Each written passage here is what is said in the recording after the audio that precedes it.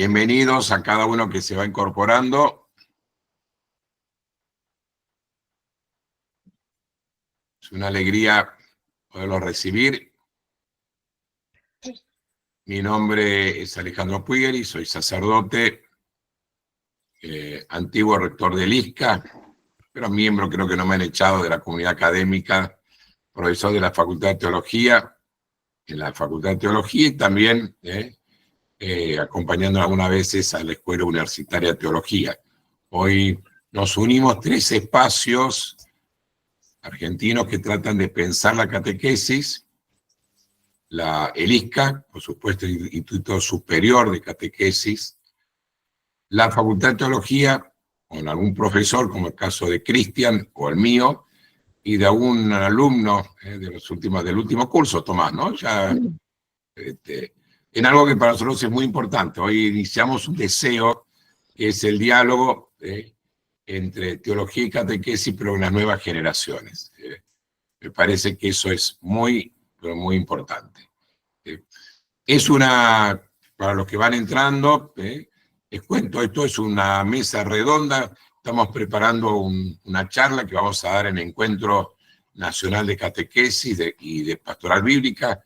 Ahí después le voy a pedir al final que María Eugenia o Laura nos haga toda la invitación, incluso le podamos mandar cómo hacer para inscribirse.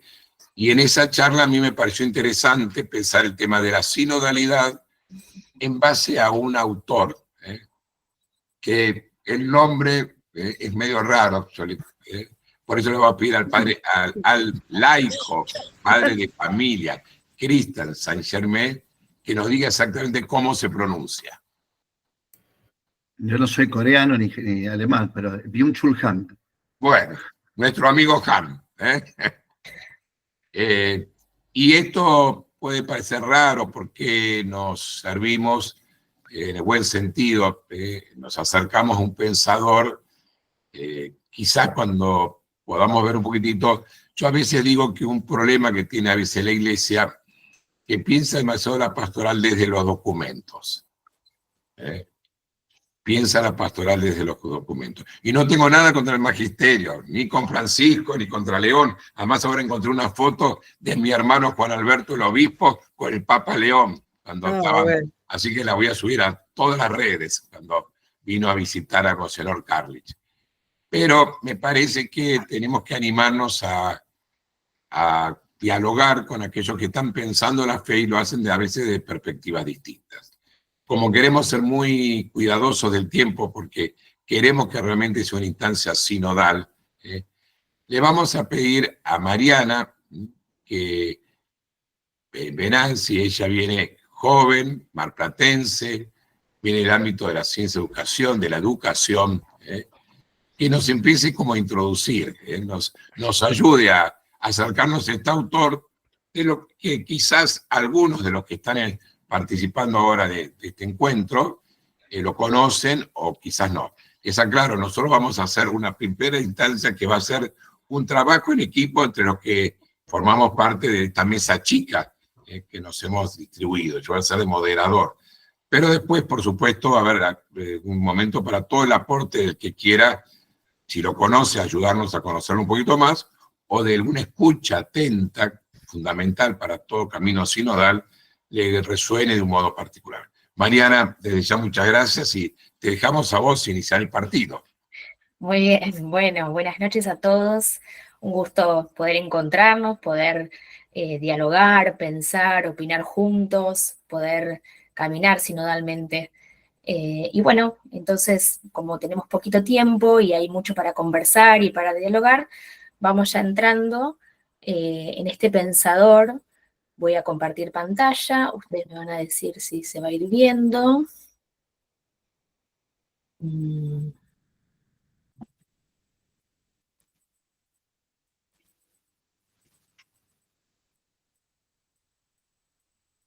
Se ve perfecto, Mariana.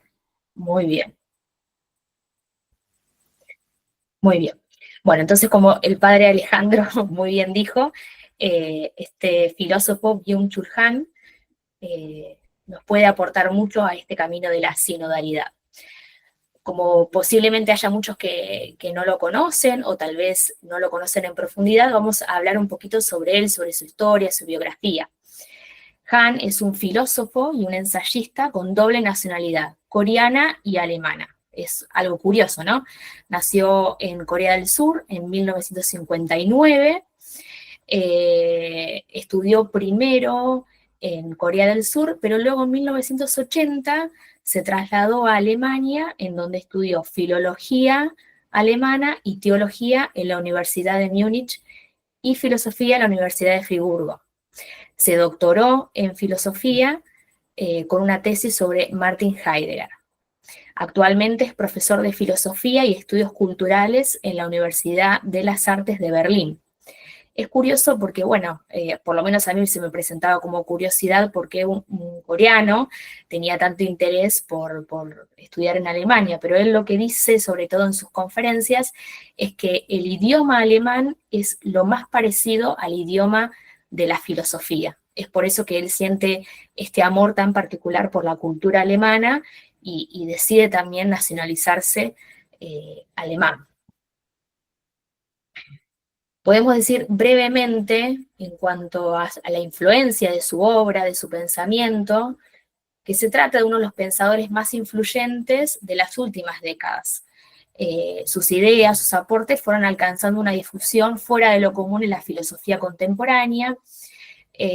Su obra realiza un amplio análisis de lo que es la sociedad del siglo XXI, a la cual él va definiendo con diferentes características, como sociedad de la transparencia, una sociedad hiperactiva, una sociedad obsesionada con los logros, en la que se desterró todo lo que son las nociones del secreto, de la privacidad, de la confianza, en la que el eros, el sentido del amor está en decadencia frente a un narcisismo exacerbado, y en la que la democracia se encuentra en crisis ante el uso de las redes sociales y el mundo digital. Es un autor que ha escrito mucho, principalmente escribe obras cortas, son libros de no más de 120, 130, 140 páginas, y a partir del 2010 en adelante ha escrito una veintena de libros, y todos ellos fueron traducidos a varios idiomas, y esto denota también la expansión y la popularidad que va adquiriendo su pensamiento. Byung-Chul Han, ¿por qué atrae tanto, no? Porque pareciera que no nos da como un saber que ya está empaquetado, podríamos decir, como ya dado, intacto, sino lo que nos ofrece con su lectura es una actitud.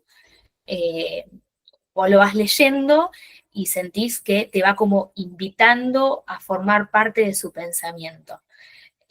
Su estilo nace de una ética de la afabilidad.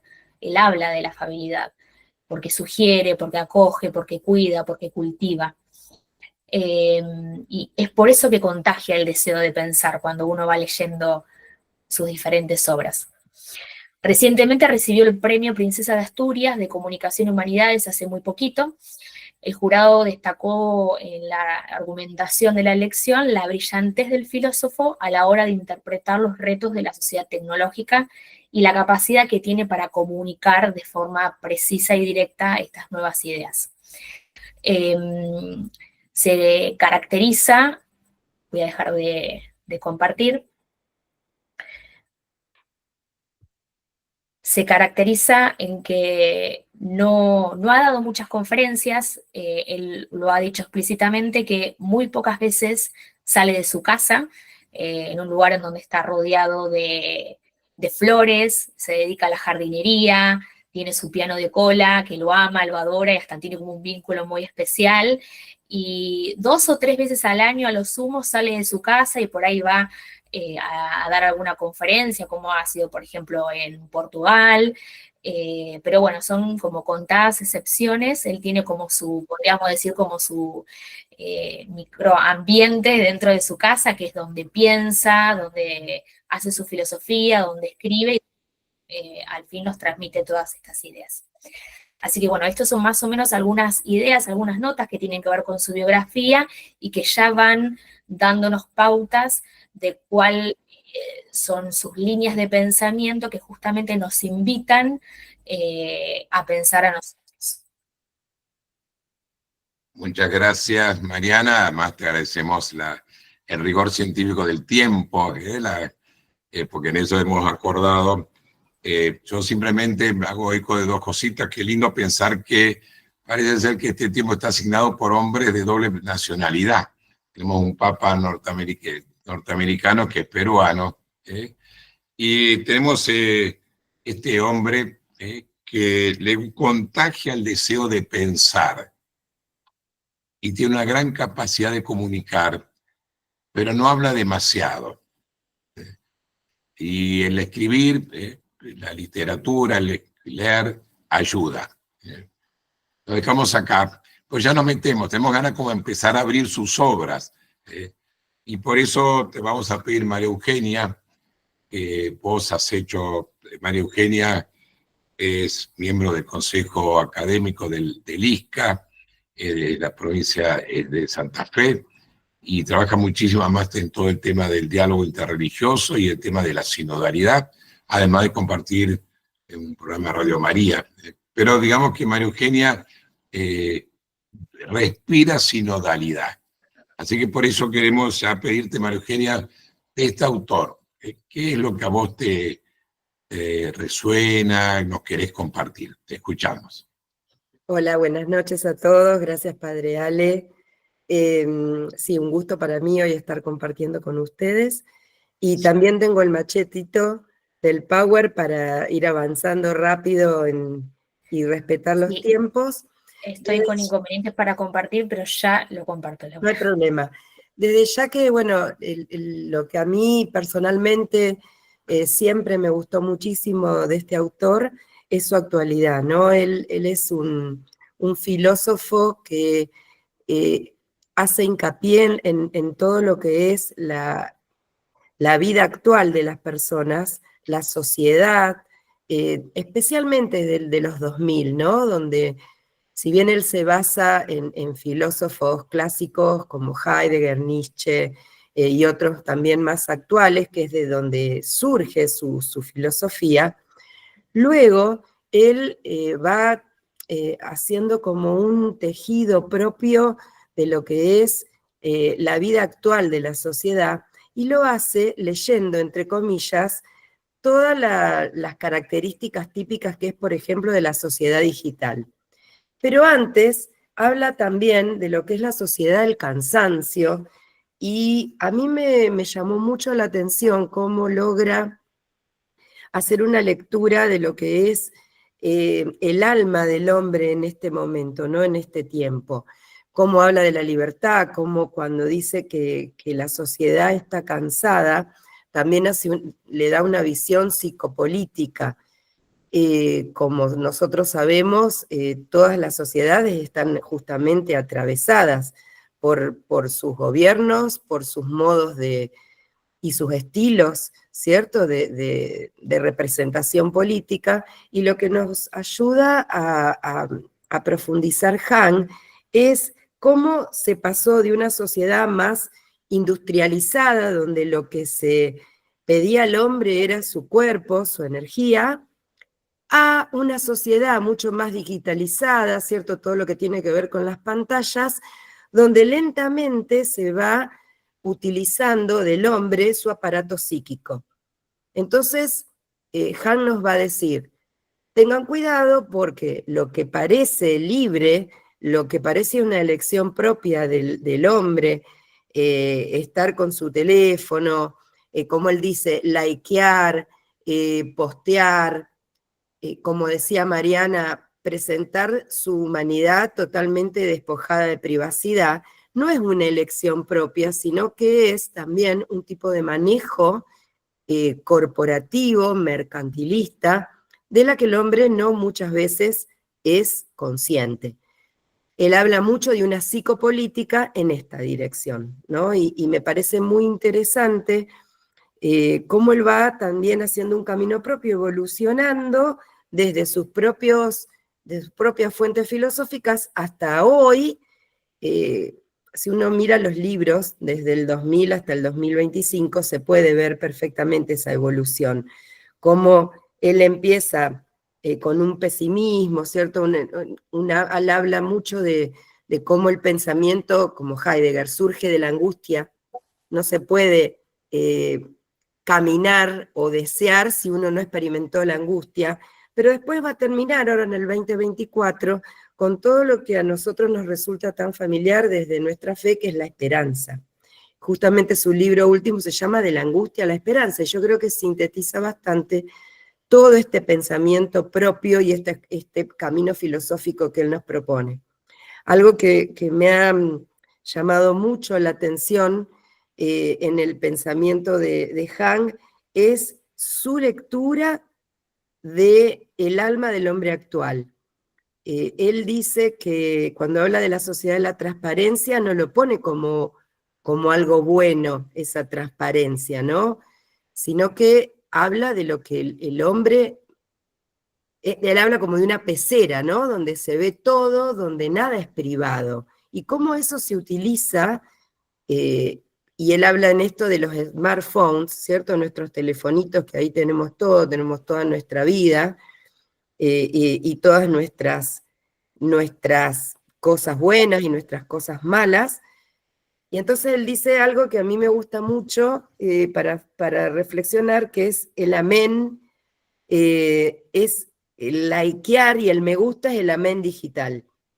Entonces, bueno, toma muchas cuestiones cristianas, aunque él no es cristiano, para expresar la búsqueda del hombre actual. Por eso me parece que es muy interesante, y la valoración general que él tiene en un montón de instituciones educativas, universitarias y también teológicas, es esta visión y esta apertura a lo contemplativo y a la trascendencia.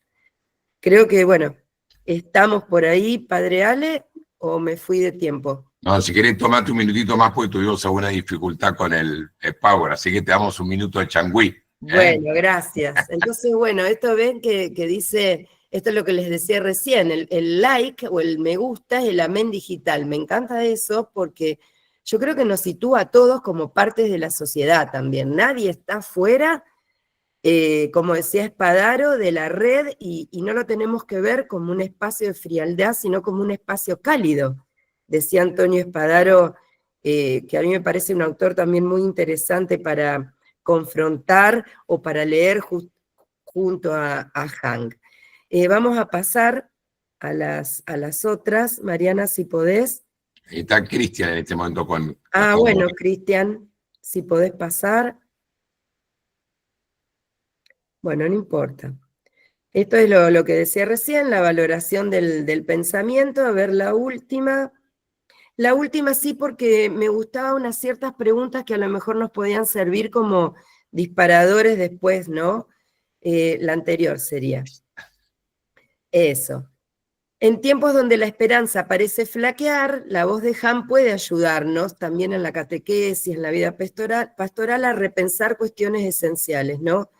Cómo cuidar el alma en un mundo que nos dispersa, cómo anunciar a un Dios de ternura en una cultura que nos presiona, cómo sostener una pedagogía que no canse, sino que encienda los corazones. Así que bueno, seguimos reflexionando con los demás compañeros. Gracias. Muchas gracias, María Eugenia, y interesante. Agradecemos cómo nos empezás a ayudar a abrir los libros, a abrir sus temas, donde realmente toca la vida actual.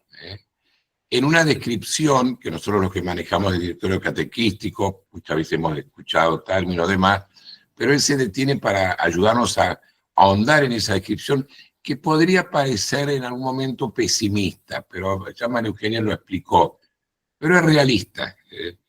Y hablando del nuevo paradigma y también cómo va vinculando en esta lectura de derecho actual también el tema de la libertad, nos va ayudando como a ahondar la mirada, pero vuelvo a decir, no en una descripción atemporal, pero tampoco en una descripción ingenua. Nos ayuda a ser inteligentes, intelegre, leer entre líneas. Y después vamos a ofrecer todo el material a todos, pero de María Eugenia, que viene reflexionando con el ISCA y ha animado muchas jornadas de sinodalidad, incluso, por ejemplo, Zárate Campana, la catequesis en clave sinodal. Nos vamos al aula de la Facultad de Teología. Y a mí, para mí, esto es un gozo tremendo, porque si hay algo de los que trabajamos en el departamento de teología, creo que está el padre Luis Liberti también, entre los que está participando en esa mesa redonda, es esto que el Papa Francisco decía: la juventud no es futuro, es presente. Y entonces, Tomás, creo que sos debe ser uno de los más jóvenes que estamos en esta mesa redonda. Te agradecemos tu presencia y sé que te va a costar cumplir la pauta de los 5 minutos porque sos un apasionado investigador. Bueno, muchas gracias primero por invitarme. Y lo de los 5 minutos, intenté elegir 3 textos más que nada para no pasarme, si se quiere, para intentar hacer que sea cortito. Por favor, nada más díganme si se está proyectando bien. Ok, Tomás. Y se ve ¿Se ve el perfecto. PowerPoint? ¿Se ve en pantalla completa o se ve No, en No pantalla se ve completa? como presentación. No se ve, bueno, no pasa nada, lo usamos así. Sí. Bueno, yo lo que estuve viendo un poco en este autor es que habla, dentro de uno de los muchos temas que habla, es sobre la vida contemplativa, y creo yo que era un tema muy interesante como para entender un poco el diálogo sinodal y la escucha sinodal. En resumidas palabras, lo que dice Han es que estamos viviendo en una sociedad hiperactiva en la cual la capacidad de la escucha se pierde, porque ante tanta información que entra desde las redes sociales, desde la tecnología, quiero pensar yo, hoy en día también podría hablarse de la inteligencia artificial y las nuevas formas de recibir información, ante tanta y tanta información, se pierde esta capacidad en el hombre de contemplar la realidad que requiere, si se quiere, una cierta inactividad buena, que no es, él aclara en uno de sus textos, que la inactividad, como él la entiende, no es un tema de el no poder hacer algo, el no poder actuar, sino justamente el elegir el no actuar para presenciar la realidad y contemplarla como es. Entonces elegí 3 textos breves como para adentrarnos un poco en su pensamiento. Este es el primero, que es de La Sociedad del Cansancio. Los logros culturales de la humanidad, dice Han, a los que pertenece la filosofía, por ejemplo, se deben a una atención profunda y contemplativa. La cultura requiere un entorno en que sea posible una atención profunda. Esta es reemplazada progresivamente por una forma de atención por completo distinta, la hiperatención. Esta atención dispersa se caracteriza por un acelerado cambio de foco entre las diferentes tareas, fuentes de información y procesos. Dada además su escasa tolerancia al hastío, tampoco admite aquel aburrimiento profundo que sería de cierta importancia para un proceso creativo.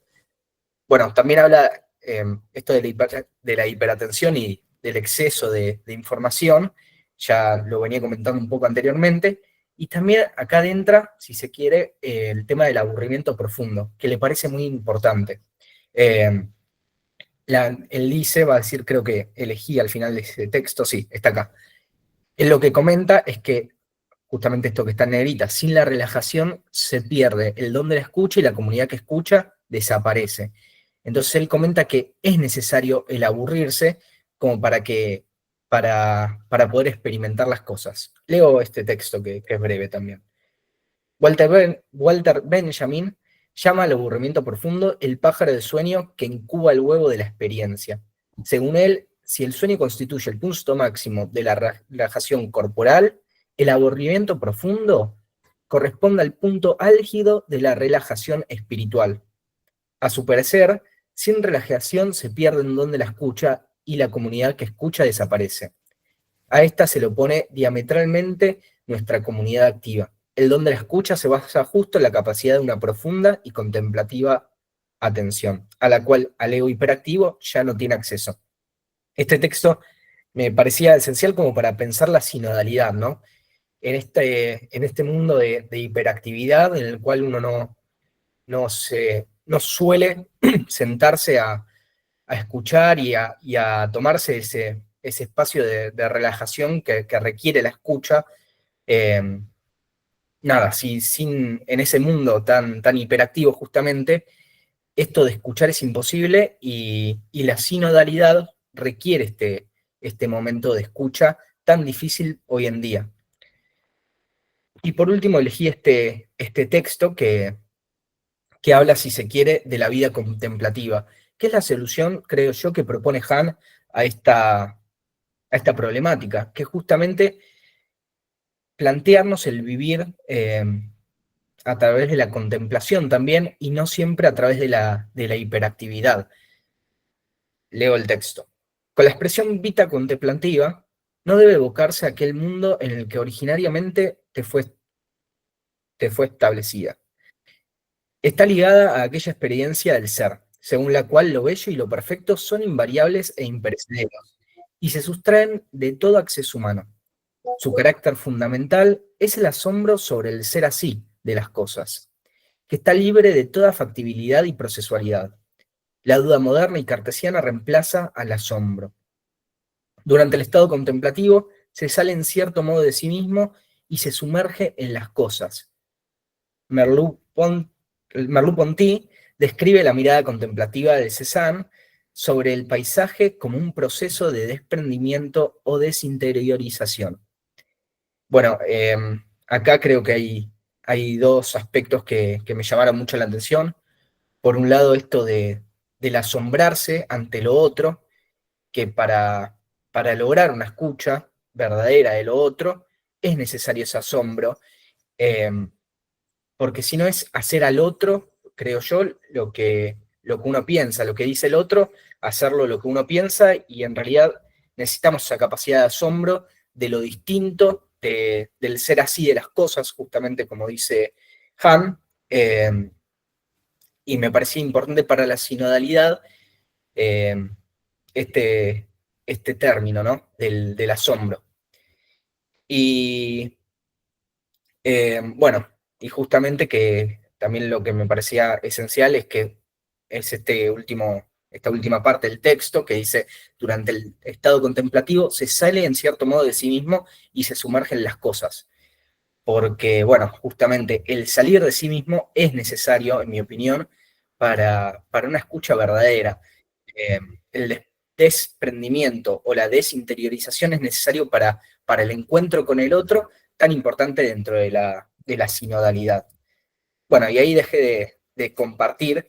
Tengo algo más, y tengo algún minutito, que lo resumí simplemente en un papel acá, si no lo dejaba en el PowerPoint. No sé si tengo. Sí, ¿cómo te vamos a negar, Tomás? Ese minutito.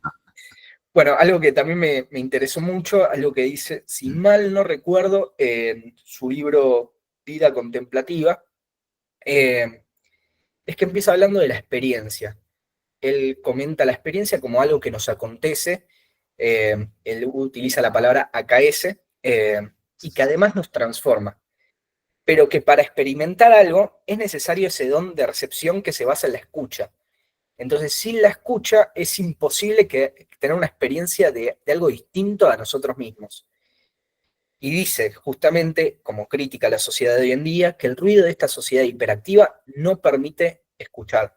No permite escuchar al otro ni mirar al otro. También utiliza esa palabra. Dice que el mirar es importantísimo y tenemos que aprender a mirar para encontrarnos con lo distinto y salir al encuentro del otro, ¿no? Y bueno, y como conclusión, como dije antes, él la basa en la vida contemplativa. Él comenta que es necesaria una pausa contemplativa, utiliza ese término, para poder tener ese don de la escucha y salir al encuentro del otro y de las distintas perspectivas que cada uno puede tener, los cuales son importantes para hallar la verdad, ¿no? Ese es mi aporte, resumido. Gracias, Tomás. ¿Cuántos años tenés? Tengo 22 años. ¿Hacés algún deporte? No, debería igual. Me gusta mucho el fútbol. Bueno, jugás al fútbol. Sí, cuando puedo con amigos juego. No sé, todos somos más de 25 que estamos compartiendo esta mesa redonda. Qué regalo, un joven de 22 años, a los que somos viejos nos recuerda el ocio y la vida intelectual de Piper, pero puesto en lenguaje moderno de contemplación, los que trabajamos algo en espiritualidad, la oración centrante, hablar de la inactividad, el elegir el no actuar, siempre es valioso, pero dicho por un joven de 22 años, nos llena de gozo. Te agradecemos enormemente y yo por lo menos estoy muy contento porque para el Departamento de Teología Pastoral esta mesa redonda es uno de los sueños esos sueños que hablaba María Eugenia, que nos permite seguir volando. Y de alguien tan joven nos vamos a alguien también muy joven que es Laura de Isla, que en esta mesa es la que tiene más años acumulados de sabiduría. Y Sí, es yo reclamo el papel de decano, porque vos te pusiste como el más viejo, pero me sacaste el puesto a mí. Sí, es un gusto. Yo le decía a Tomás, hemos cursado, mirá vos lo que es la vida. En la pandemia tuvimos que terminar las carreras de manera virtual y cursamos materias juntos, así que se juntaron las dos generaciones. Bueno, yo, como a mí me gusta tejer, yo voy entretejiendo distintas cosas y me puse a espiar un poquito la vida de este hombre, que Mariana lo presentó así muy académicamente, pero yo me fui a su biografía más chismosa, digamos, y él empieza estudiando metalurgia en Corea. Y resulta que deja la carrera porque hace un experimento en la casa y provoca una explosión. Entonces él quería cambiar de carrera, en realidad él quería estudiar literatura, pero en Corea una cultura y una modalidad familiar muy rígida, él ve que no va a poder cambiar de carrera, entonces decide ahí irse a Alemania sin saber el idioma. Por supuesto no podía estudiar literatura sin saber el idioma, y se pone a estudiar filosofía, y él dice en una conferencia, opté por la filosofía porque para estudiar a Hegel con leer una hoja me alcanzaba por día, ¿no? Esta dificultad del idioma. Así que lo primero que a mí me llama la atención es que es un buscador y que su proceso vital es impresionante, los saltos y los cambios que va dando, cómo va él capitalizando las distintas experiencias vitales para avanzar en su pensamiento, en su filosofía. La segunda cosa es que aparece como un crítico muy negativo, muy rígido de la sociedad actual. Sin embargo, en todos los textos que yo pude acceder y a los que pude leer, porque no se termina nunca de leer este hombre, siempre da un aspecto positivo. Entonces, así como habla de la soledad, del cansancio, del miedo y demás, yo tomé 3 ejes. Uno, tomé la transparencia, que la transparencia parece, culturalmente nosotros la tenemos como un valor, ¿no? Un político tiene que ser transparente, un ejecutivo tiene que ser transparente. Sin embargo, él lo toma como algo negativo. ¿Por qué? Porque la cultura de la transparencia se deja de lado todo lo distinto, no aparece conflicto, y se vive el infierno de lo igual, dice él. Todo es lo mismo, todo es lo que me gusta. Entonces, todo está centrado en el yo, desaparece el nosotros, y él establece en este texto 2 diferencias que a mí me llamaron mucho la atención, sobre todo cuando uno es formador de catequistas, ¿no? Él valora el proceso como el camino, las etapas, los distintos tiempos, en contraposición con el procesador, que es un bombardeo de datos a toda velocidad, pero donde no hay tiempo, no hay proceso, no hay etapas. Y además diferencia lo que es la vivencia, que está centrada en el yo, de la experiencia, que la experiencia se da en el encuentro con el otro, con el distinto, y que es enriquecedora. Toda experiencia, nosotros tenemos miles de experiencias y las sabemos valorar, nos vivifican. Entonces, en la sociedad de transparencia yo destaqué esta frase: en la sociedad de la transparencia no se forma ninguna comunidad en sentido enfático. surgen solamente acumulaciones o pluralidades causales de individuos aislados para sí, de egos, que persiguen un interés común o se agrupan en torno a una marca, ¿no? Desaparece lo que es para nosotros el sentido del igual viviendo de la comunidad, viviendo este infierno de lo igual. Yo me junto con los que piensan como yo, solo hablo con los que piensan como yo y todo lo demás es enemigo a mi pensamiento. Por supuesto, en una sociedad de la transparencia desaparece una verdadera relación, no hay vínculos, porque yo me vinculo con alguien que es distinto a mí, me abro a alguien que es distinto a mí, que me enriquece y que me aporta. En ese intercambio se produce el vínculo y la relación. Sin embargo, en esta sociedad de la transparencia, solo se muestra la cara, la face, ¿no? Y desaparece el individuo y lo público pasa a ser lo publicado. Me parece que es un filósofo que tira muchos títulos, ¿no? Para un periodista es una maravilla. Tira muchos copetes de noticias. La segunda, y esto de la pecera que decía María Eugenia, él dice, nos sentimos muy libres, pero estamos viviendo libres en una pecera. Es una mirada muy crítica. El segundo eje que yo tomé es la expulsión de lo distinto, que no voy a abordar mucho porque sé que alguno de los compañeros va a ahondar en esto, pero me parecía importante esto de pensar que estamos dejando de lado, estamos dejando al margen al distinto, al diferente, al diverso, al que puede formar conmigo una sinfonía en base a la diversidad.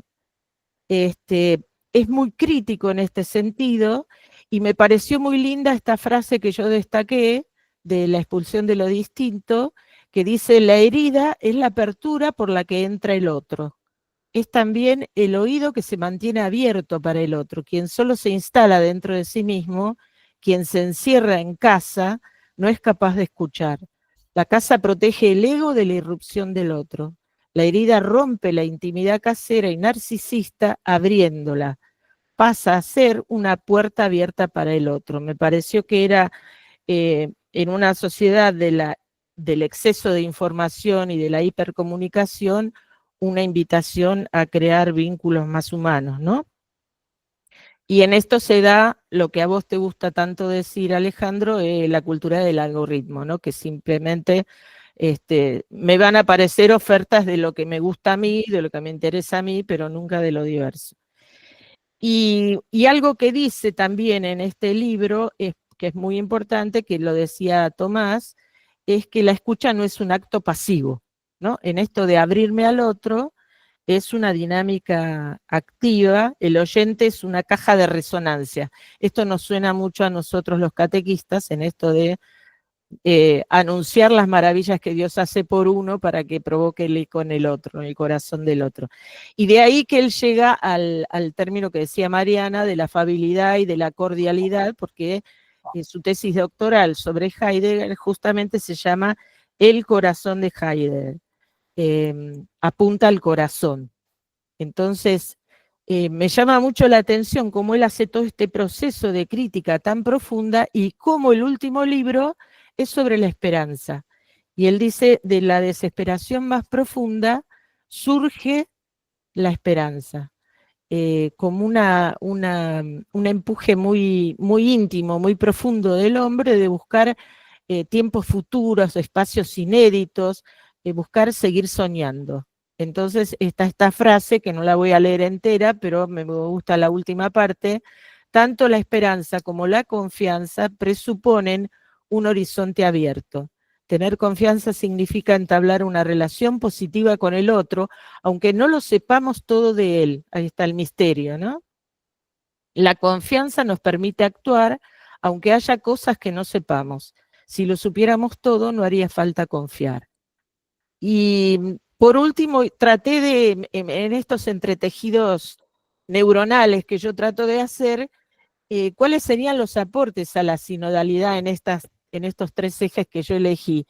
Entonces, uno, me parecía que esta necesidad de promover los vínculos, ¿no? Un nosotros por sobre el yo. Y ahí me resuena me va a resonar mucho Francisco, disculpen, que me disculpe León XIV, pero lo tengo muy fresco a Francisco. El nadie se salva solo. La otra es el abrirse al otro como misterio, como tesoro valioso que nos enriquece, incluso el misterio de uno mismo, ¿no? Que no terminamos de conocernos. Y entonces acá resuena el todos, todos, todos. La idea de que la escucha no es pasiva, es un don que permite al otro hablar, bueno, la cultura del diálogo, del encuentro. Promover la afabilidad, la hospitalidad, la cordialidad, un mundo con más corazón, nos decía Francisco, ¿no? Habitar las fronteras. Y por último, esto del proceso que habla de etapas, de distintos momentos de camino, el caminar juntos, es lo propio de la sinodalidad. ¿Cumplí con los 5 minutos? Sí, muy bien. Se están portando todos como alumnos brillantes. Qué lindo, Laura. Ella, siendo catequista de muchos años, en un momento de su vida dijo, quiero más, y fue a estudiar teología. E hizo, siendo abuela, con mucha serenidad, fue estudiando teología, pero al mismo tiempo no descuidaba sus tejidos, sus diversas otras actividades que permiten como unificar. Y qué lindo esto de buscar, el buscador, me quedo ahí, y el infierno de lo igual, que nos ayudas a resaltar. Como evidentemente que nos hace eco de muchas otras cosas que sí, no podemos no pensar en Francisco, no podemos pensar en el directorio, pero estamos hablando de un coreano alemán, entonces, signos de los tiempos, discernir, parece que es muy lindo, y por eso nos vamos ahora, Laura, vamos a alguien que está como acostumbrado. En uno de sus escritos creo que dice, se necesita adulto, algo así decir Christian Saint-Germain, profesor además del ISCA, del Instituto Pironio, rector de un colegio, además enseña en la Facultad de Teología, sobre todo todo el recorrido de la educación, de las materias pedagógicas. Cristian, una alegría. Lo mismo digo. Yo antes de pasar la presentación, no sé si me va a ayudar Mariana con eso, si no la tengo por acá también, les quiero contar por qué yo fui a parar a Byung-Chul Han. Yo la verdad que no sé cómo diablos terminé ahí, porque hace un tiempo estoy haciendo un seminario en la facultad, en Puerto Madero, en la Facultad de Realidad de Ingeniería, sobre la grieta y la cultura del encuentro.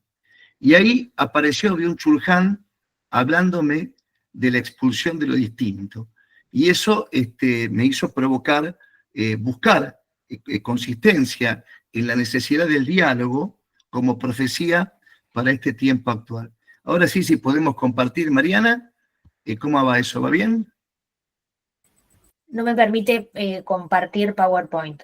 Tranqui, ahí yo me encargo de eso, no te hagas problema. Ahí lo vamos compartiendo. A ver si ya se puede ver ahí, cuéntenme ustedes si lo están pudiendo ver. Sí. Muy bien, vamos a verlo en pantalla completa en la medida de lo posible. Muy bien. Este texto de Byung-Chul Han, ideas que van y vienen, por supuesto, en él son comunes, ya lo habrán visto en los otros compañeros que hicieron su exposición. Esta expulsión de lo distinto aparece en el 2016, planteando justamente a la sociedad como la sociedad de la información y la comunicación. Lo primero que se plantea él es este terror a lo igual. Una de las cosas que surgen, que leía rápidamente Laura y yo retomo. Los tiempos en los que existía el otro se han ido. El otro como misterio, el otro como seducción, el otro como eros, el otro como deseo, el otro como infierno. Él ahí hace un eco de su, por decirlo así, su referente, que es Heidegger, que decía que el infierno son los otros. El otro como dolor, la herida, contaba recién Laura, va desapareciendo. Hoy la negatividad del otro deja paso a la positividad de lo igual. La proliferación de lo igual es lo que constituye las alteraciones patológicas de las que está quejado el cuerpo social. Lo que enferma no es la retirada ni la prohibición, sino el exceso de comunicación y de consumo, de actividades, decía Tomás hoy también. No es la represión ni la negación, sino la permisividad y la afirmación. El signo patológico de los tiempos actuales no es la represión, sino la depresión. La presión destructiva no viene del otro, proviene del interior. Muchas cosas me van surgiendo de lo que dice acá Byung-Chul Han. Todo el tiempo las redes y sus algoritmos me dan la fantasía de una condescendencia complaciente en la que todo es cada vez más reflejo de lo que yo siento o de mi like.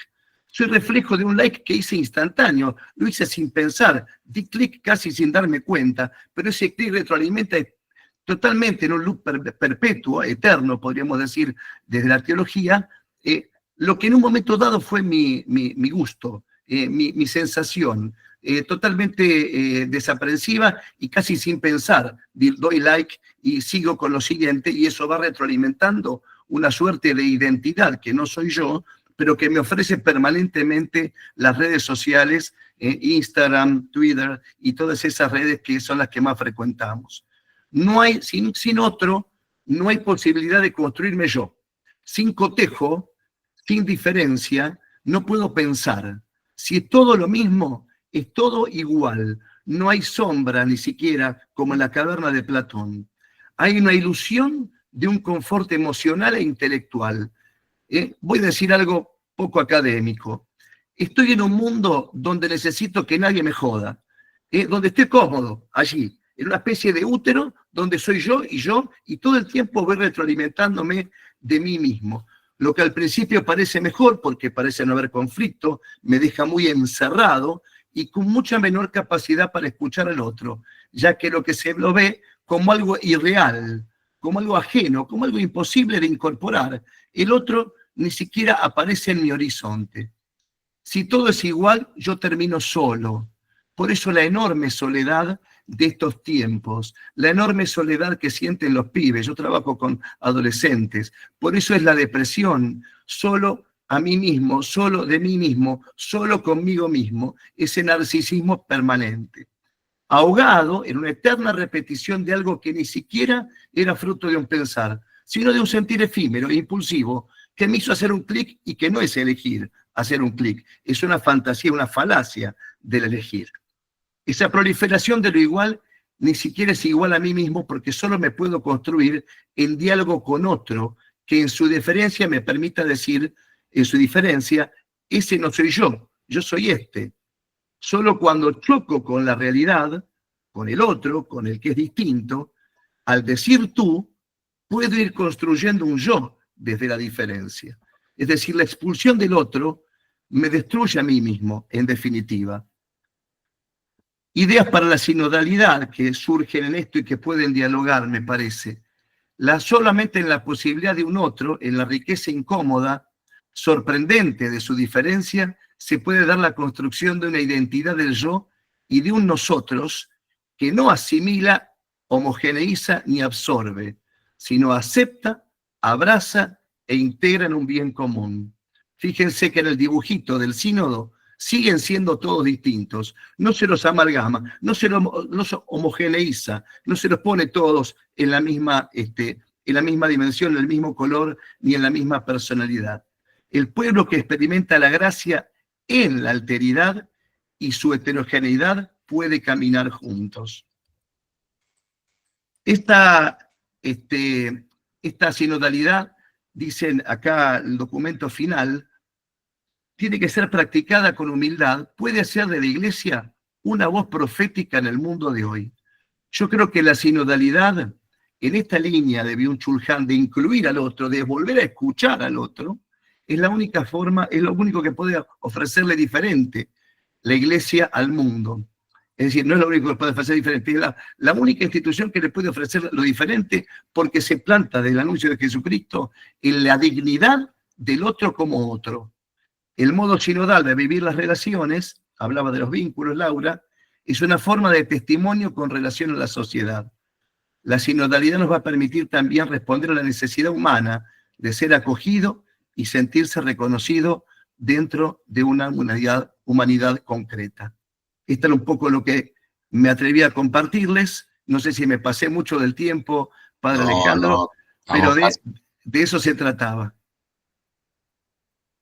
Me gusta que seas capaz de vincular con tanta facilidad espontaneidad es también lo que la Iglesia nos propone. Y justamente en la lectura de los signos de los tiempos, me parece que la Iglesia con humildad tiene que entender que no es que nosotros descubrimos la pólvora. Y eso me parece que es muy bueno. Y nos hace fratelli tutti, hermanos de todos, y de un modo especial sentimos sintonía con aquellos que también no nos conformamos con el abrequeísmo, o la crítica o la nostalgia del pasado. Y seguimos caminando y bueno, dejamos a alguien, empezamos con Mar del Plata y nos vamos con Mar del Plata. Nos vamos con un laico, Pablo, que yo digo que pocas veces vi un laico que tenga tanta autoridad ante el clero de su Dios, de todos lados, y alguien que con tanta humildad navega en las redes, nos ofrece distintos espacios para pensar, soñar y transformar. Pablo, te escuchamos con mucha atención. Qué presentación, padre. Bueno, muchas gracias. Qué lindo. La verdad que cuando yo escucho hablar de Hahn o leo algún texto alusivo, voy descubriendo poco a poco ese cúmulo de conceptos que maneja, ¿no? Que han hecho novedosa su propuesta y cómo los va conectando uno con otro, ¿no? Me parece que hay una lógica, una coherencia al escuchar el relato de cada uno de nosotros, ¿sí? El aporte de cada uno de nosotros, encontramos muchos nexos, ¿no? Y como nos enseña Francisco en Laudato Si, descubrimos que todo está conectado en la filosofía de Hahn, ¿no? Cada uno de estos conceptos se alimentan recíprocamente, ¿no? Yo, en lo personal, leí dos libros de él, El aroma del tiempo, ¿sí? Y La crisis de la narración. Honestamente, elegí El aroma del tiempo, que fue el primero que leí, porque justamente el tiempo constituía en mí una preocupación, ¿sí? Les cuento dos miradas, dos pequeñas anécdotas. Cuando era joven, cuando tenía 18, 19, 20 años, hoy tengo 61, siempre me ufanaba de ir por la vida sin reloj. No llevaba puesto reloj, ¿no? Entonces buscaba llegar a tiempo al lugar donde se me esperara, pero iba tranquilo, ¿no? Y observaba cómo el mundo corría, pero yo disfrutaba de no correr, ¿no? E incluso hasta mis compañeros de grupo juvenil se solían hacer alusión a esa vida sin reloj, ¿no? Que, bueno, de la cual yo me sentía muy, muy orgulloso. Hoy, cuando voy caminando para la escuela, me pongo los auriculares para escuchar el Evangelio del día y salgo caminando, está cerquita, son 15 cuadras de mi casa, y paso por un gimnasio. Y el gimnasio me ofrece una visión diametralmente opuesta, ¿no? Hay personas que están haciendo un esfuerzo enorme, ¿no? Lanzados en una carrera. A mí me da la sensación, esto es como una carrera contra el tiempo, corramos para no envejecer, ¿no? Esa es la sensación que me da. Pero yo también me veo corriendo, ¿no? De alguna manera experimentando, bueno, vayamos a sobrellevar las responsabilidades de la semana y el fin de semana esperemos que el tiempo no pase tan rápidamente para poder disfrutar del tiempo libre. Conclusión, el tiempo vuela, tanto en la semana como en el fin de semana, ¿no? Y esto de hoy, mejor dicho, de ayer no tener reloj, hoy se hace fuerte. Esto es lo que entendí de Hahn al leer el aroma del tiempo, ¿no? ¿Qué nos dice Hahn? Que estamos dejando pasar el tiempo, que el tiempo se asemeja a esos enlaces que nos llevan de un lugar al otro, ¿no? Vivimos situaciones que se enganchan permanentemente, se enlazan, perdón, permanentemente una con otra, y al faltar los intersticios, la sensación que se da es que el tiempo pasa volando, ¿no? Y decimos, ¿y ya es 16 de junio? Y sí, ya es 16 de junio. ¿Por qué? Porque no hemos tenido la posibilidad de detenernos en un intersticio. Y es ahí donde él dice, ¿no? Con mucha claridad, el ahora no tiene ninguna duración. No hay nada que incite a detenerse durante mucho tiempo en el punto de la hora. La multitud de posibilidades alternativas hace que uno no tenga la obligación ni la necesidad de demorarse en un lugar. Demorarse largo y tendido solo provocaría aburrimiento. Cuando leí esta frase, ¿sí? Pensé en mis clases, ¿no? Tiempo atrás, cuando nosotros preparábamos una clase, nos esmerábamos para que la motivación, bueno, incentivara a los alumnos y mantuviera la atención un buen tiempo durante el transcurso de la clase. Hoy descubrimos que tenemos que renovar permanentemente los periodos atencionales. ¿Por qué? Porque justamente como el tiempo pasa, ¿no? Y estamos acostumbrados a que pasen como los videos de TikTok, ¿no? No alcanzamos a detenernos, porque si nos detenemos, creemos provocar el aburrimiento. Y finalmente, para cumplir con la consigna, otra cita del aroma del tiempo, cuando dice, el aroma es lento, por eso no se adecúa a la época de las prisas. Los aromas no se pueden suceder a la misma velocidad que las imágenes ópticas. A diferencia de estas, ni siquiera se dejan acelerar. Una sociedad regida por los aromas seguramente no desarrollaría ninguna propensión al cambio y a la aceleración. Se alimentaría el recuerdo, la memoria, la lentitud y la perdurabilidad. Pero en cambio, la época de las prisas es un tiempo de visión cinematográfica. Acelera el mundo convirtiéndolo en un desfile cinematográfico de las cosas. El tiempo se desintegra en una mera sucesión de presentes. La época de las prisas no tiene aroma. El aroma del tiempo es una manifestación de la duración. El aroma es indirecto, da rodeos, está mediado. Ese es el aporte, padre, para compartir en esta noche.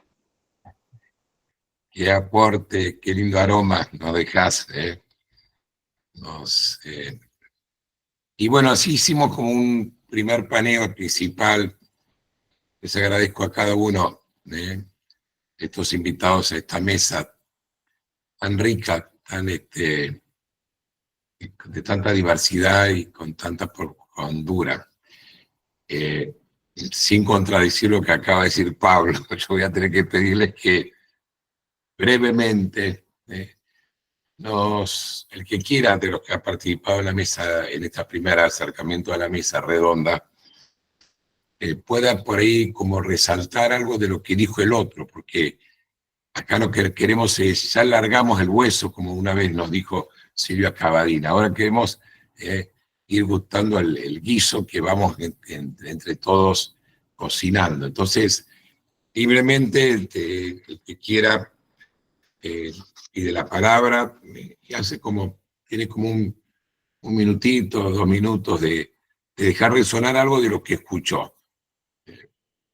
Así que les voy a pedir a algunos si lo quiere comenzar a hacer, así nos vamos enriqueciendo y después también le permitimos a los numerosos participantes que se han acercado a nuestra mesa redonda también hacer alguna devolución, alguna resonancia.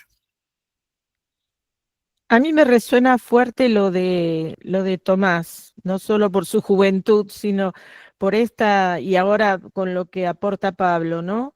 Esta necesidad de yo digo, parar la pelota, ¿no? Y abrirnos al asombro de lo que uno puede descubrir de uno mismo, de lo que puede recibir del otro o de lo que la situación vital o el contexto cultural nos vaya dando, porque si no estamos atentos a eso, nos perdemos mucha riqueza. Entonces, haciendo honor a esta capacidad de contemplar y de ser buscador que tiene Han, bueno, yo creo que hay que imitarlo, ¿no? Y no dejar de buscar. Y cuando yo me centraba en la esperanza, también él plantea la esperanza como esta capacidad de estar siempre en movimiento y en búsqueda de algo que todavía no es, pero que sabemos o tenemos la certeza de que puede llegar a ser.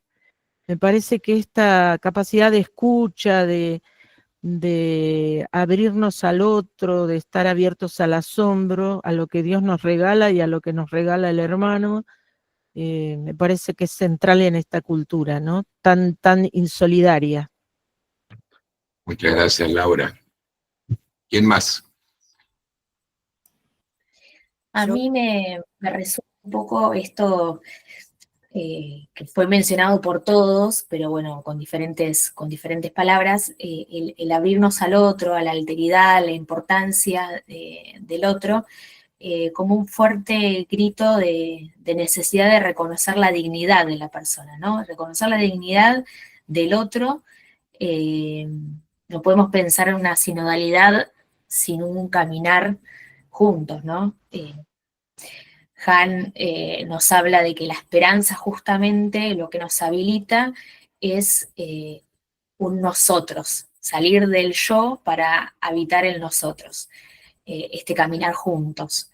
Y abrirse a la posibilidad de lo nuevo que está por nacer, ¿no? Y esto que está por nacer muchas veces nace desde el otro, desde la otra persona que es distinta a mí, que puede tener una opinión diferente, que tiene una vida distinta, que tiene un recorrido diferente, ¿no? Y si nos abrimos a eso diferente, que la cultura nos dice que resulta amenazante, pero que en realidad es necesario para poder caminar justamente juntos, ¿no? No podemos ser iglesia si no nos abrimos al nosotros. Muchas gracias, Mariana. Con respecto a esto que decía un poco Mariana, de abrirnos a lo diferente, a lo diverso, se podría decir, a mí me resonaba mucho lo que decía Cristian. Comentaba que Han dice que ya no tenemos al otro como decían filósofos del siglo pasado, tal vez, de el otro como el infierno o el otro como dolor, sino que directamente siento que hay Han dice que pasa a ser un otro que es igual al yo, ¿no? Y siento que es una especie de reacción social, esto de que ante un otro que era un infierno, ante un otro que era dolor, no se puede ver más al otro, entonces hay que hacer todo igual y se pierde todo lo que es la diversidad tan importante como para la sinodalidad, ¿no? Y a mí me surge la duda de cómo podemos ser como iglesia para llevar el mensaje de que la diversidad es parte de lo que es la persona humana, de que somos todos individuos y que cada uno es diverso y que no hay una sola forma de vivir, no es que hay una sola forma muy específica, sino que cada uno tiene sus vocaciones, cada uno tiene sus carismas, y la diversidad es necesaria para comprendernos mutuamente, ¿no? Gracias, Tomás. Eugenia, tenías levantada la mano. Sí, a mí me parece muy interesante de Hank, y relacionándolo ya con la sinodalidad, que nos ayuda como iglesia a estar atentos también, no solamente a la gente intraeclesial, desde lo intra, desde lo que es nuestro, sino el que está afuera y el que estamos realmente llamados a escuchar. Porque no es la cuestión no es que nosotros los vamos a ir a pescar al que esté afuera, sino lo vamos a escuchar y en viendo lo que él realmente, estando atento a su persona, a su individualidad, como decían los chicos, Han habla del silencio como predisposición a la recepción de lo sagrado. utiliza un montón de términos que para nosotros los cristianos son familiares, y lo utiliza un filósofo que no es cristiano. Entonces yo ahí veo que es también uno de los signos de los tiempos y una característica de la sinodalidad, esta escucha activa realmente relacionada en la sociedad con ese otro que no es igual a mí. Y que no es igual a mí no significa que yo lo voy a ir a convencer, sino que al revés, lo voy a escuchar activamente. Me va a interesar lo que piensa de verdad. Y bueno, le puedo proponer quién soy yo. Yo creo que esa característica de la sinodalidad, de la escucha y del diálogo, es la básica desde donde nosotros como cristianos y como católicos podemos presentarnos al mundo. Muchas gracias, María Eugenia.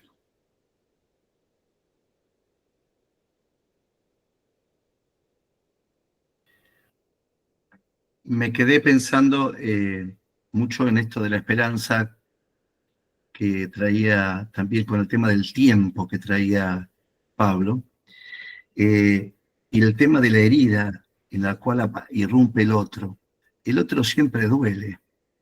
El otro siempre, sobre todo cuando es muy otro, muy diverso, me incomoda, me duele. Es el eunuco etíope al que fue enviado Felipe. Es la persona que me conmueve, que me saca y me permite pensar. Cuanto más diverso, más me permite pensar y más me permite también, voy a decir algo que quizás sea un esbozo simplemente, pensar y creer en un Dios que es unamente diverso y diversamente uno. Nosotros creemos en un Dios que es tres personas y una naturaleza, lo de siempre, pero eso nos conmueve a pensarnos desde otro y en la alteridad con otro, ¿no? La esperanza es el otro. ¿Será esta el gran mensaje que necesitamos hoy, quizá en este tiempo de jubileo? Y este es otro que es sinfónico, como von Balthasar decía. La verdad es sinfónica. Si no hay contrapunto de sonidos, no hay sinfonía. Si no es todo igual. Muchas gracias, Cristian.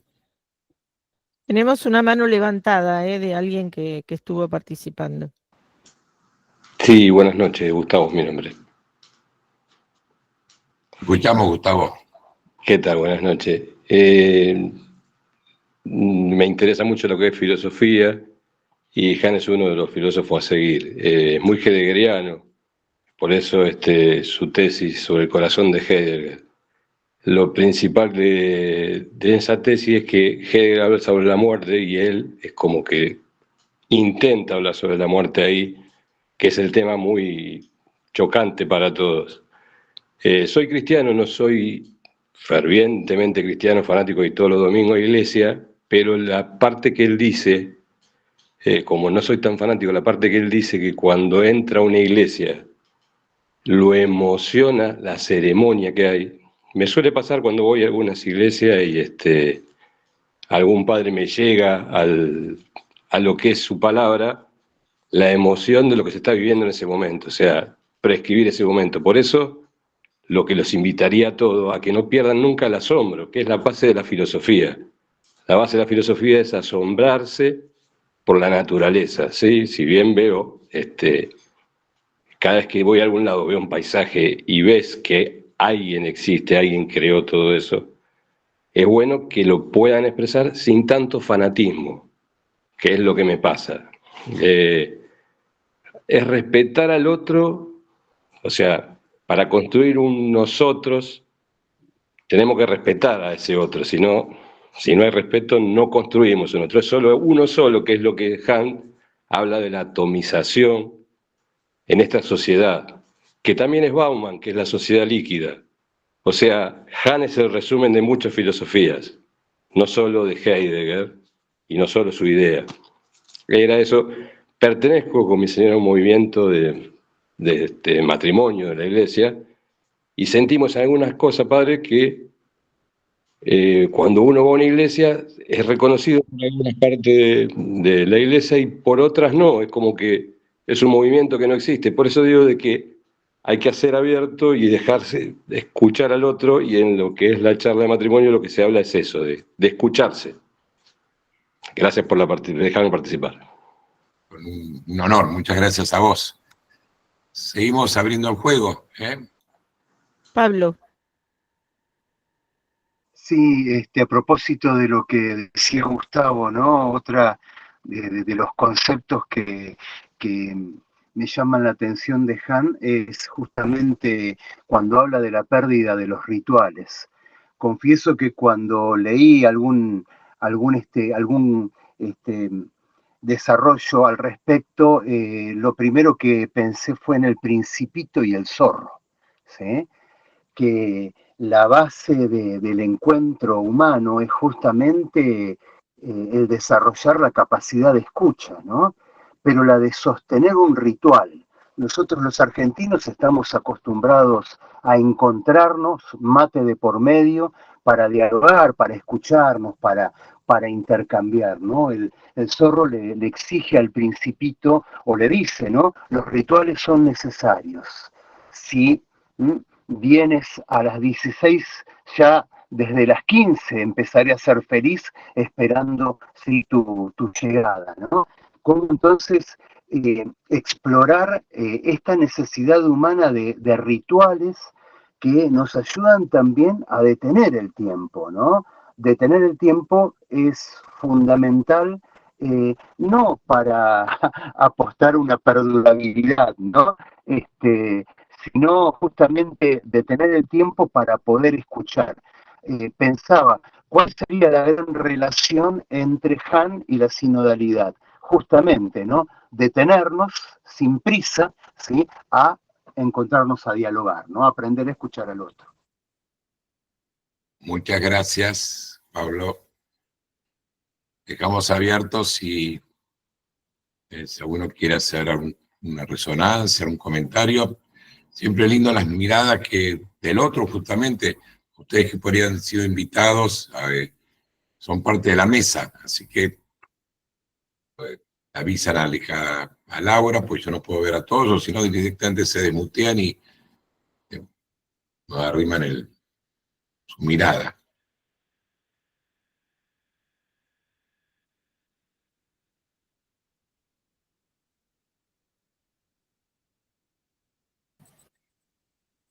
Bueno, mientras tanto, mientras que por ahí algún otro se anima, hago resonancia con esto último que decía Pablo. Han toma el concepto de la fiesta, de la festividad, como lo propio en donde el tiempo no se sucede, lo estoy parafraseando con mis palabras, ¿no? Pero que el tiempo no se sucede de la manera en que estamos acostumbrados en esta cultura, sino que en la fiesta, en la festividad, está lo eterno, está lo propiamente divino, ¿no? Entonces, haciendo este paralelismo con lo que podría llegar a ser el espacio, si se quiere, de la sinodalidad como aquello que perdura, como aquello eterno, como aquello que nos conecta con lo trascendente, que es tan diferente al tiempo que transcurre en esta cultura, en donde está caracterizado justamente por la inmediatez, por el pasar rápido, ¿no? Bueno, pensaba en esto y uno puede decir, bueno, pero en realidad estamos llenos de fiestas y de celebraciones, pero no en el sentido que toma Han como aquello necesario para que lo divino esté presente en nuestra vida, ¿no? Él dice que justamente lo trascendente se corrió de lado, ya no tiene lugar porque no hay espacio para lo propiamente festivo. Y bueno, qué interesante esta relación que hiciste, ¿no, Pablo, con lo sinodal? No lo había pensado antes, pero realmente es interesante. Muchas gracias, Mariana. Volvemos a dejar abiertos si alguno quiere de los que se han acercado a nuestra mesa, decir una palabrita, hacer su aporte con todo gusto.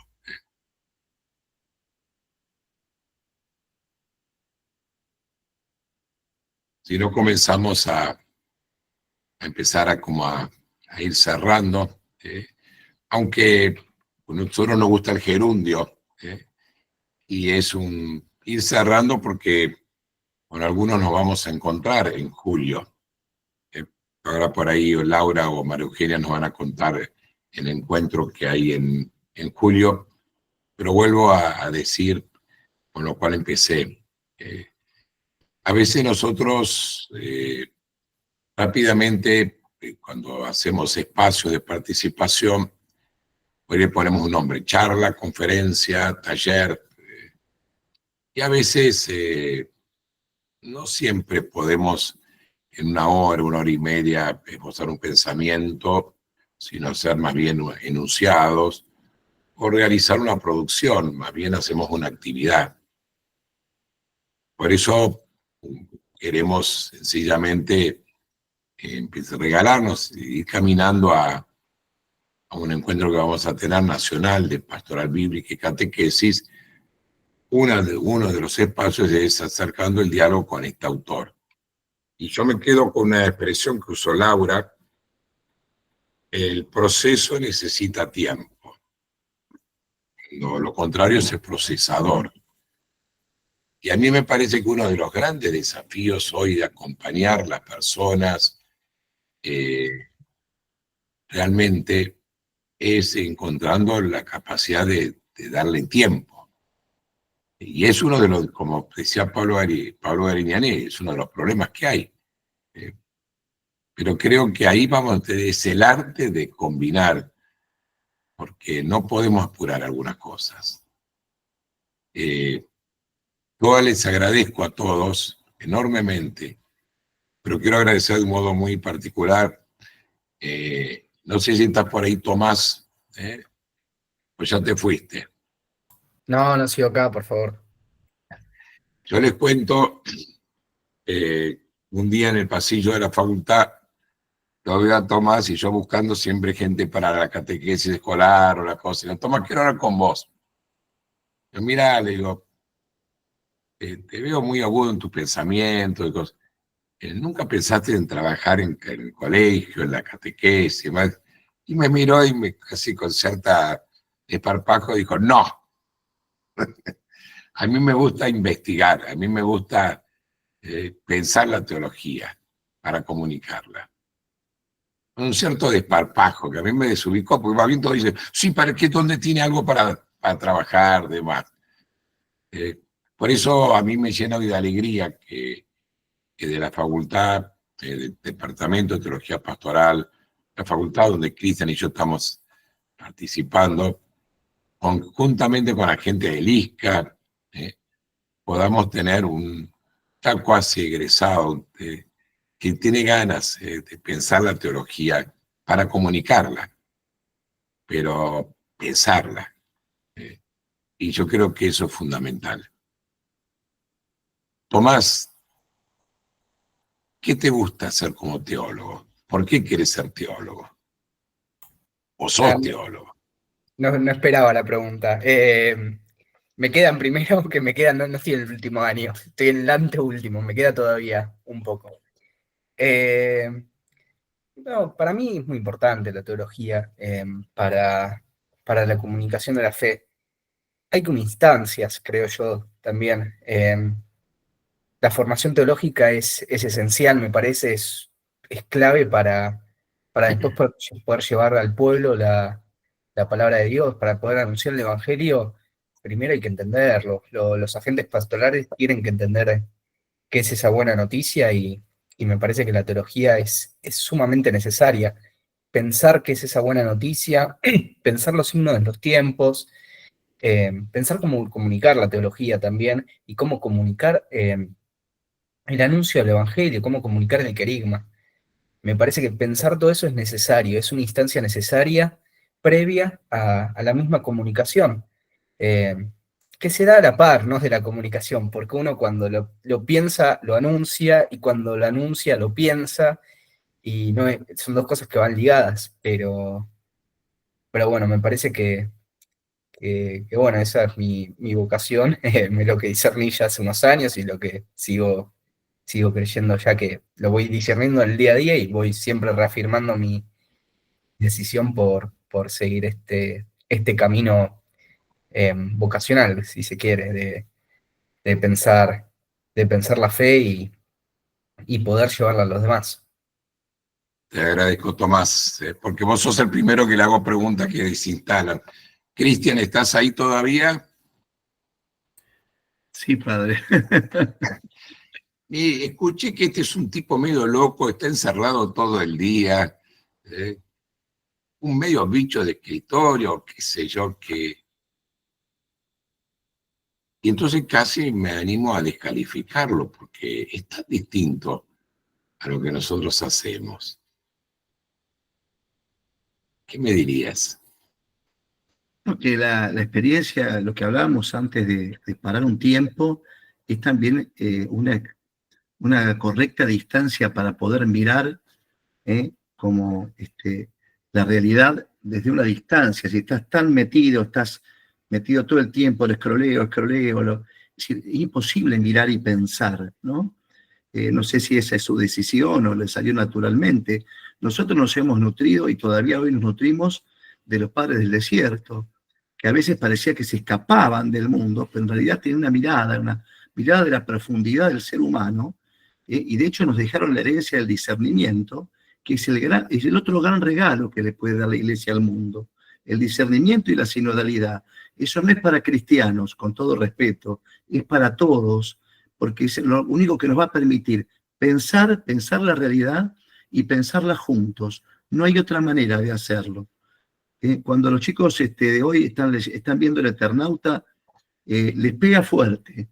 Y eso que no son de la época en la cual hay un montón de links a los que ya tenemos 50, 40, 50, 60. Y sin embargo, esta mística de pensar que solo desde el otro hay una posibilidad, me parece que hay mucho que tiene que ver con esa distancia que toma Hahn, probablemente. Es casi un padre del desierto. Lindísimo, realmente. Laura, ¿cómo anduvo este entretejido? Yo estoy de lo más entusiasmada. A mí este hombre me invita a el desafío de justamente de seguir entretejiendo, porque él mira la cultura y parece como tan crítico y tan negativo, y sin embargo nos da pistas como para valorarla. A pesar de mis años, yo digo que todo el mundo se queja de la cultura, cómo vas a hacer para anunciar la fe en este tiempo, y a mí me entusiasma este tiempo, porque hay que buscar caminos nuevos, lenguajes nuevos. Hahn en la Sociedad de la Transparencia dice, la lengua se transforma transparente, la lengua transparente informa y no comunica. Entonces el desafío nuestro es que nuestra palabra sea significativa para el otro, pero para el otro habiéndolo escuchado y habiendo descubierto cuáles son las preguntas que se está haciendo, ¿no?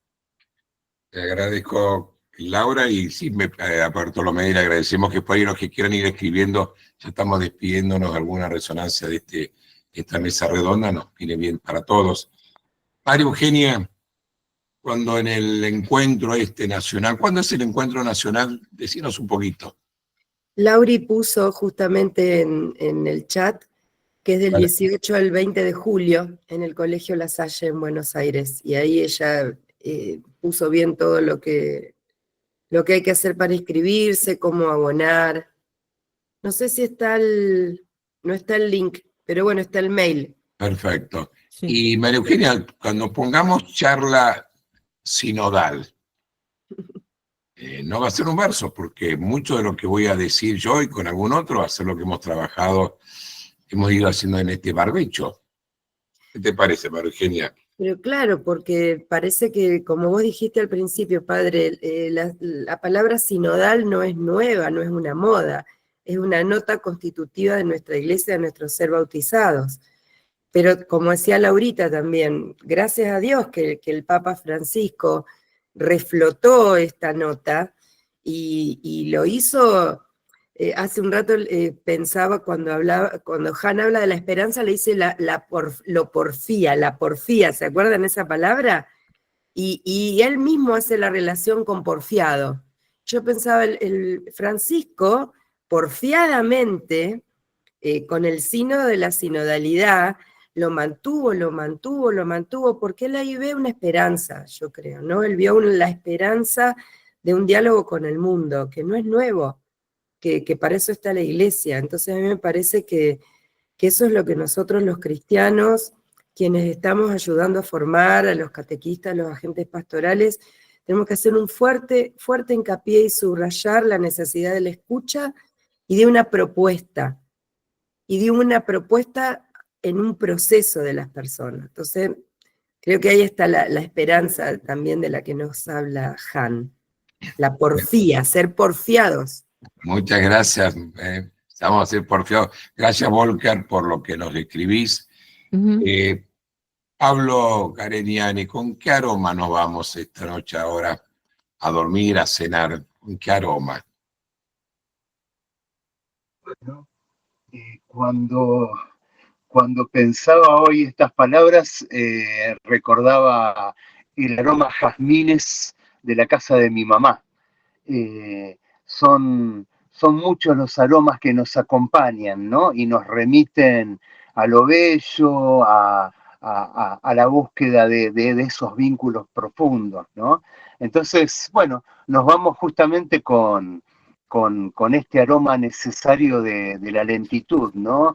De decirnos a nosotros, es hora de parar y, bueno, poder justamente percibir el aroma del encuentro, ¿no? El aroma del diálogo, de la escucha, del acompañamiento, ¿no? En definitiva, hacer este camino de sinodalidad que, bueno, nos permite mirar el tiempo de otra manera y apreciar justamente ese aroma que nos regala la lentitud.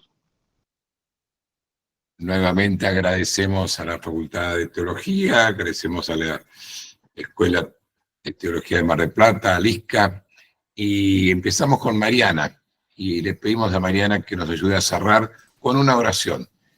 Qué lindo que sea una laica la que nos ayude a rezar a todos. Bueno, para finalizar entonces, me parece lindo que podamos agradecer, ¿no? Y dirigirnos al Espíritu Santo, tan cerquita de Pentecostés, y que me parece que es quien nos reúne, quien nos mueve, quien nos da vida, quien nos alienta, que nos da esperanza justamente.